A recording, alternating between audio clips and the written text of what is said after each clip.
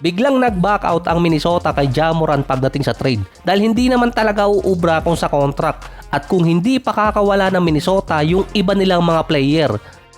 Kaya ngayon ang habol ng Minnesota yung mid-tier contract na player pagdating sa trade ayon yan kay Jake Fisher. Based naman kay Sam Quinn ng CBS Sports, kung kukunin ng Minnesota si Morant, possibility within 2 years umalis si Anthony Edwards sa team.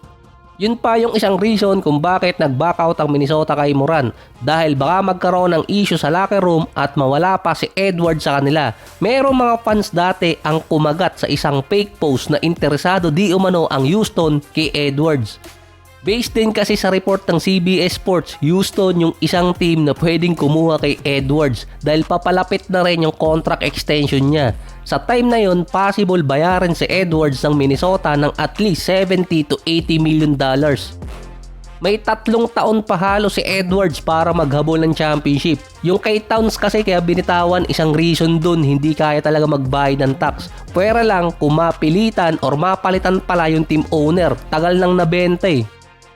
Malabo din kasing umalis si Anthony Edwards or kaya bitawan siya ng Minnesota. Nagagawa kasi ni Edwards yung hilig niya dun. Dahil kung sa ibang team, nagkaroon nga ng 5 panganay itong si Edwards, baka merong pang-6, sigurado papakialaman siya.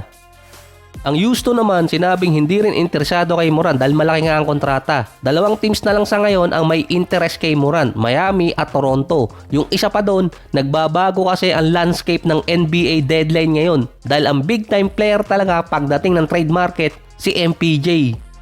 Nagtaka din ako bigla eh. Isinama ang Lakers sa trade option dito kay MPJ. Hindi naman nila kailangan yun at sentro na defensive player ang kulang sa kanila plus perimeter defense. Magiging pang-4 na option lang si MPJ kung ilalagay mo siya doon. At meron din siyang malaking kontrata na pwede makaapekto sa free agency nila. Kaya no sense na makipag-trade kay MPJ ngayon.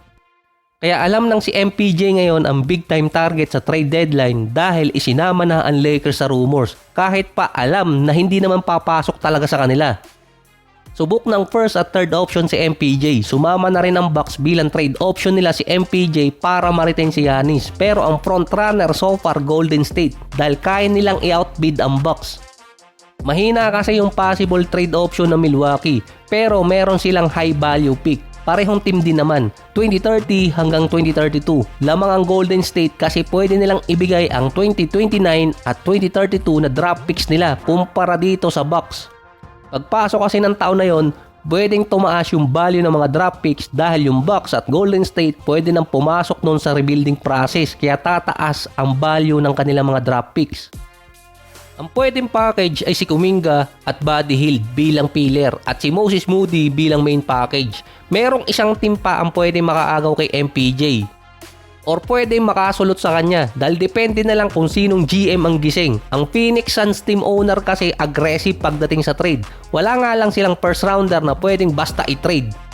Ini-insist kasing i-trade si Jalen Green kapalit nitong si MPJ. Kung positional, pasok kasi si MPJ para hindi mabura yung position ngayon ni Dillon Brooks. Sa lahat ng top 8 teams na may malaking chances na makuha si MPJ, na base sa contract at draft asset, andun ang Detroit, Toronto, Philadelphia, Cavaliers, Miami, Thunder, San Antonio at Golden State.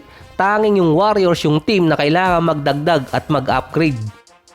Si Austin Reeves naman sa Lakers wala pang binibigay na timeline kung kailan ang return date. Kung 4 weeks, ang expected dapat noon January 25 to January 30. Nasa 1 to 2 weeks before yung deadline. Marami pa rin mga trade rumors ngayon na binibigay kay Austin Reeves pero lugi kasi ang Lakers kung ngayon nila iti-trade si Reeves dahil nakaabang sa off-season yung ibang mga teams pagdating sa kanya. Pwede kasi makinabang ang teams na mapupuntahan niya kung iti-trade dahil bargain contract si Reeves katulad ni Abdiha. Ang isa pang problema kasi ng LA, restriction pagdating sa cap space. Kapag tinrade nila si Austin Reeves na medyo mataas ang value kontra sa kanyang kontrata, maaabutan nila ang cap space. 1 million na lang kasi sila sa first tax apron. Pwede pang lumipat si Austin Reeves ng ibang team pagdating ng July at pwede pa makakuha ng value player or draft picks yung pwedeng lumipat din si Austin Reeves ng ibang team pagdating ng July dahil meron siyang player option. Sa LA naman si Trey Murphy at si Herb Jones na mid-tier contract na wala pa dahil hindi iti-trade ng Pelicans. Ang best available sa kanila ngayon si Daniel Gafford kung willing bitawan ng Dallas. Wala rin naman doon si Nico Harrison. Siya ngayon ang best option ng LA.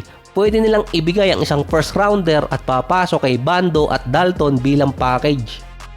Mas lamang din kung iiwan nila si Hachimura kaysa kay Bando dahil mas defensive player si Bando na mas scorer din kay Hachimura. Mas lamang din kung iiwan nila si Rui kaysa kay Bando dahil mas defensive player si Bando kaso mas scorer naman si Hachimura. Na pwede pa nilang magamit pagdating ng free agency dahil nga sa sign and trade. Wala pa kasing binibigay na kontrata talaga dito kay Hachimura sa ngayon.